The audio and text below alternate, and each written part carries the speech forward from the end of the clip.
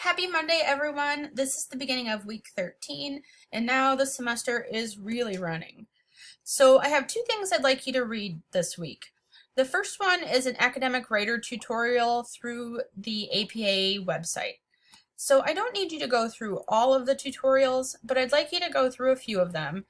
Think about the ones that you might be interested in or that you have questions about, and then notice the range of options available to you, and keep those in mind as questions come up.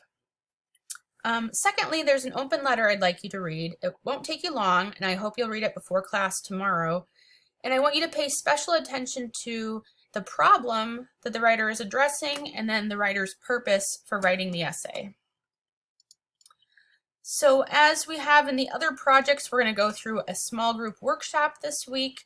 So when you click on the assignment, you will find your name with a group, and then you'll find a corresponding document that has G1 or G2, group 1 and group 2 at the end of it, and that's the document that is for your group.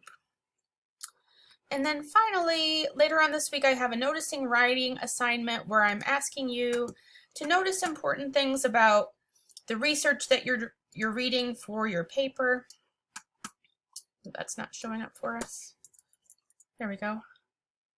So you're going to be doing a lot of reading about your research paper this week, and I want you to notice the qualities of the writing. What are the sentences like? What is the tone like? How is it different from other kinds of writing that you do? So think about the qualities of that writing, and this is more of a reflective assignment to get you thinking about what kind of writing people do about the topic that you're engaged with. We'll talk about all this more in class tomorrow. See you all then.